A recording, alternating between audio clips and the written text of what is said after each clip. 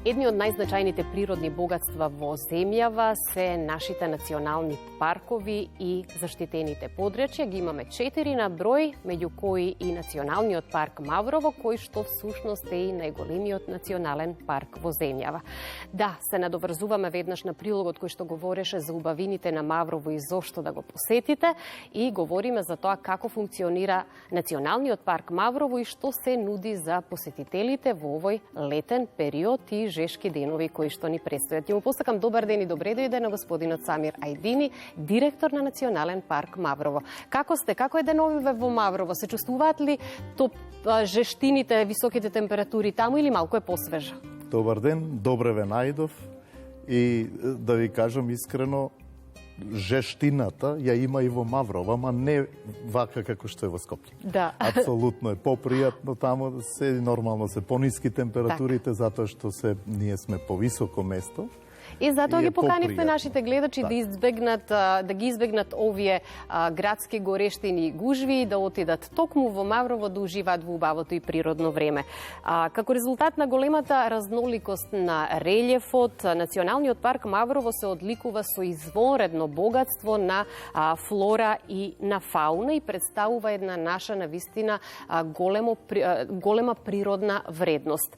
Јас ќе истакнам дека на 5 јуни се одбележа Светскиот ден на животната средина, меѓутоа вие дополнително ќе го одбележите со одбележување на денот на рисот. Како функционирате периодов? Не само периодов, туку години наназад функционираме баш професионално и преубаво функционираме во делот на работењето, во делот на извршувањето на задачите, но примарно во делот на заштитата на природата. Се разбира дека како што спомнавте, Националниот парк Маврово е најголемиот парк во Македонија и еден од најголемите општо на Балканов и во Европа. Тоа значи дека сето тоа прави огромен предизвик за да се заштити тоа подрачје, за да остане нечепнато како што било, како што го дал Господ.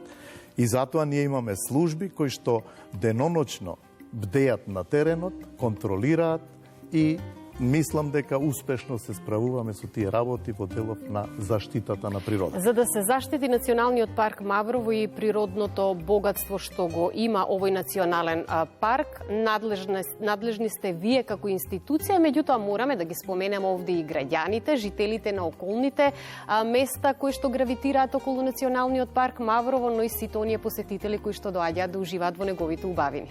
Дефинитивно, како национален парк, како заштитено подрачје, отворени сме за посета за секој еден и случаен минувач и намерник, кој што сака да види природа, убава природа и кој што сака да почувствува нешто поразлично од жештините што се најавуваат и што се очекуваат овој период. Сега да кажеме што е тоа поразлично, која е туристичката понуда и можностите што ги нуди Националниот парк Маврово за сите оние посетители кои што сакаат да дојдат.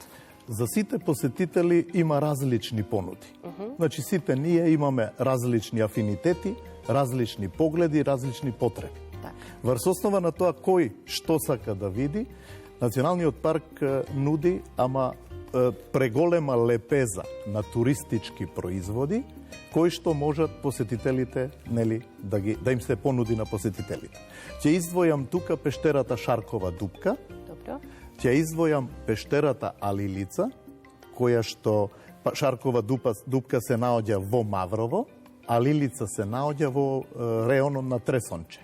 Тоа му доаѓа во Мала река и двете имаат преубави внатре, преголеми вредности кои што значат уште повеќе да бидат посетувани, но и да бидат негувани. Имате организирана посета со водичи кои што ќе ја представат целата агенда на постоењето на овие природни богатства и можноста луѓето сигурно и безбедност да ги посетат овие места. Токму така имаме и планинарски водичи, имаме и пештерски водичи, односно обучени водичи кои што ќе им објаснат на посетителите што е всушност тоа што го гледаат. Така. Некогаш ние заради нормално не можеме да знаеме се и да познаваме, само го гледаме визуелно, ама кога ќе слушнеме што всушност е суштината на тоа, тогаш сликата е комплетна. Мораме да споменеме дека од туристичката понуда имате спортски риболов, планинарење, можност по патеки кои што се одбележани за сигурно и безбедно пешачење, значи може и да се планинари, да се пешачи, планински велосипедизам да се практикува или генерално само да се прошетате, да уживате во природните убавини. Сето тоа што го спомнавте, всушност е можно да се направи кај нас, но единствено нешто што треба да се јавите во инфоцентарот, информативниот центар, кој што ќе ви дадат и насоки, и по потреба, и водич туристички, да ве води тамо кај што мислите и кај што сметате дека треба да одите.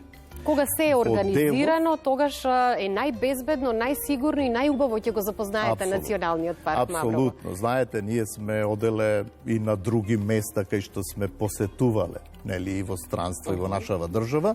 Друга е приказната кога ќе поидеш, ќе видиш, а друго е кога некој ќе ти објасни што е она што суштински е тоа.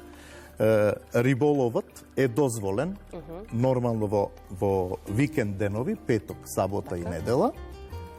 Само во периодот јули и август, заради поголемиот број присутни на теренот и заради одморите, нели, што ги користат голем број од луѓево, секој ден има дозволен риболов.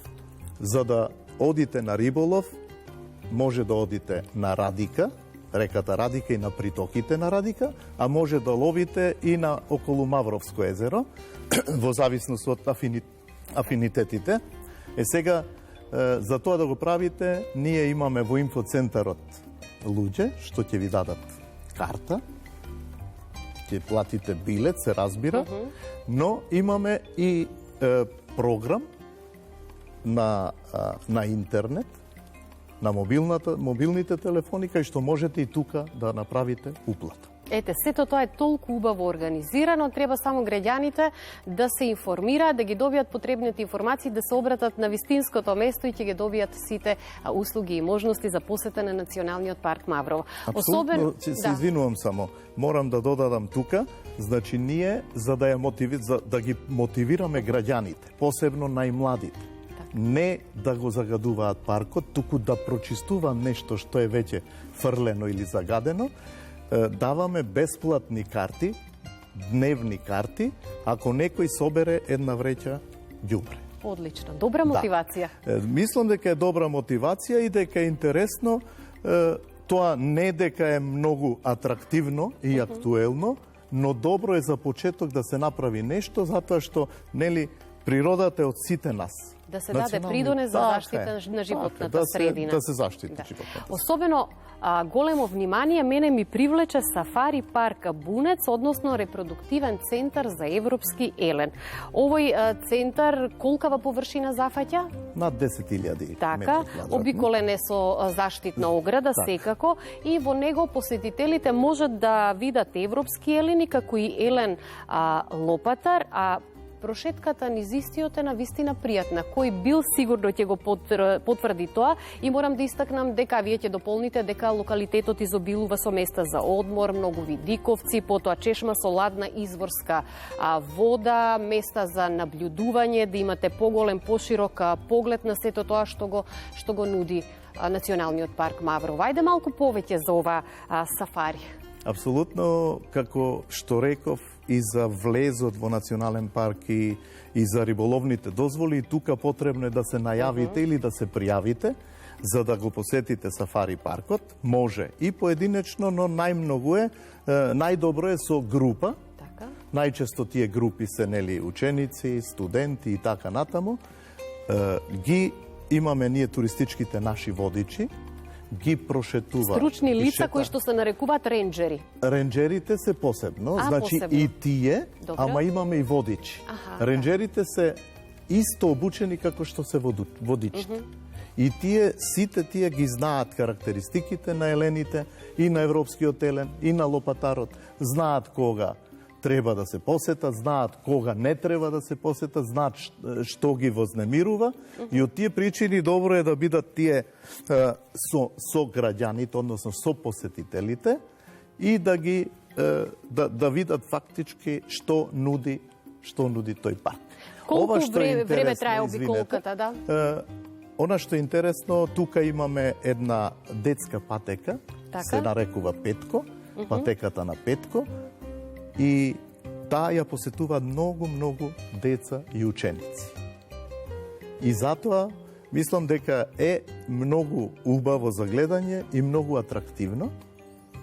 Може да се случи во тие моменти елените да бидат подалеку, да не ги гледаме, но секако кога при прошетката од 1 час, час и половина, тоа секако дека ќе се случи. Како реагираат елените? Луѓето се љубопитни, а елените понекогаш можеби се исплашени кога некој посетител ќе ви го наруши секојдневниот мир на природата. Верувам дека веќе се навикнати на културното однесување на посетителите, па не се многу исплашени. Дефинитивно дека елените секојдневно гледаат луѓе и имаат контакт со луѓе, затоа што нашите служби 365 дена во годината се присутни тамо, ги хранат елените, ние купуваме и сено, и пченка, и сол, и така натамо. Значи сето тоа за нормално да се хранат елените и да преживеат фактички. Она што сакам да кажам, значи самото присуство на нашите служби, на луѓето, и кога има туристи, не ги вознемируваат многу елените. Нормално и туристите треба со еден нормален, пристоен однос да се однесуваат кон живот.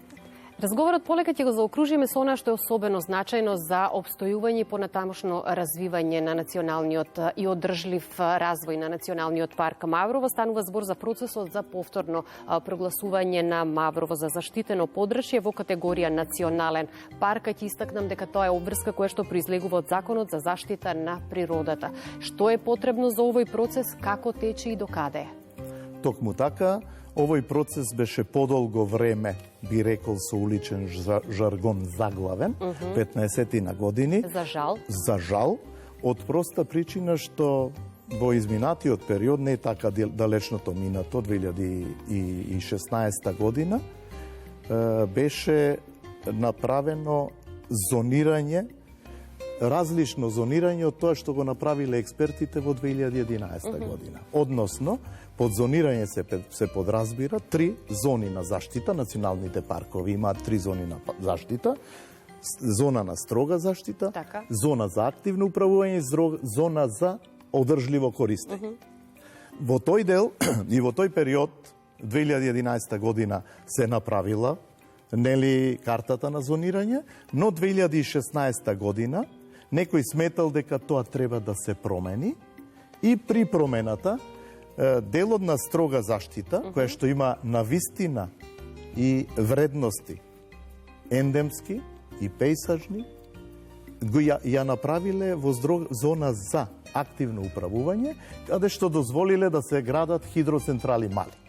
Кога дојдовме ние на власт, кога менаџментот го презедовме, ние застанавме на страната на народот и застанавме на страната на заштита на природата. Тогаш ние го направивме повторно зонирањето од 2011 година и сега веќе тој процес се движи.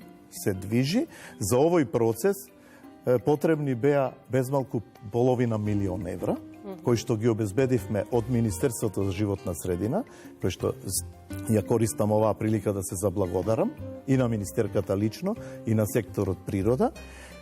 Global Conservation Fund, тоа е американски фонд со директор Мустафа Ѓонен, Македонско еколошко друштво со кое што спроведуваме и заштита на рисот, друг проект, и нормално со наши ресурси и наши средства, Национален парк, ние 4 како институции подпишавме меморандум за соработка и го движиме процесот напред. А она што е сега актуелно, ние на 10 во понеделник ќе имаме јавна презентација на студијата за ревалоризација, која што на која ќе бидат присутни експертите кои што ја правеле студијата за ревалоризација, ќе бидат присутни невладините организации, ќе бидат присутни стейкхолдерите, ќе бидат присутни и представници на местното население, кои што всушност е најважната карика во таа алка, затоа што, нели, она што ни го дал Господ, треба луѓето тука што живеат најмногу да го користат. Секако. А се разбира и посетители други. Так. Јас ти дадам завршница на нашиот разговор дека треба да го продолжиме сите заедно патот кон заштита и зачувување и унапредување на природните вредности и секако во рамки на Националниот парк Маврово да се надминат предизвиците со кои што се соочува управата на паркот, се со цел негово одржливо управување и заштита на природните вредности. Ви благодарам многу на гостувањето, ми беше задоволство, се гледаме во некоја следна прилика. Ви благодарам и јас и ве поканувам да дојдете во Маврово. Значи, Маврово е многу интересно и атрактивно не само во зима, туку и во другите периоди од Со задоволство ви благодарам на поканата.